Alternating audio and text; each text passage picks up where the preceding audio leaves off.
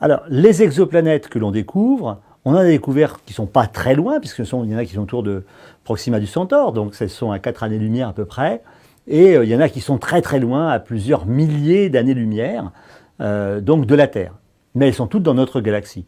Pour simplifier, l'essentiel des planètes, des exoplanètes qu'on a découvertes, elles sont dans une sphère qui fait à peu près 1 millier d'années-lumière. Pour information, notre galaxie fait 100 000 années-lumière de diamètre sur à peu près 1000 années-lumière d'épaisseur.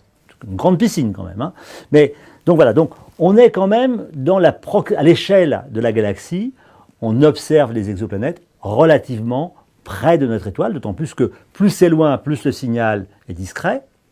Et de temps en temps, le signal peut être caché parce que, par exemple, au niveau du bulbe galactique, il y a tellement d'étoiles et de lumière qu'on ne pourra jamais détecter les exoplanètes qui éventuellement se trouvent autour des planètes qui sont à cet endroit-là.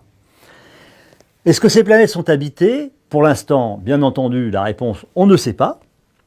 Par contre, il y a des planètes que l'on a pu détecter suffisamment loin de leur étoile pour que l'énergie qu'elles reçoivent de leur Soleil soit compatible avec une surface, une température de surface qui soit de l'ordre de 0 degré, entre 273 Kelvin pour employer des termes scientifiques, donc 0 degré Celsius.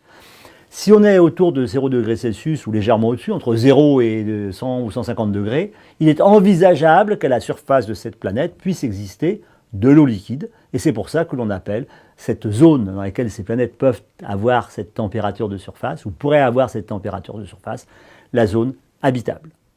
Et bien entendu, ce que nous cherchons, ce sont des planètes qui auraient à peu près la taille de la Terre et qui se trouveraient dans cette zone d'habitabilité, où elles pourraient éventuellement, avec une atmosphère appropriée, avoir de l'eau en surface et dans ces conditions, éventuellement développer une forme de vie.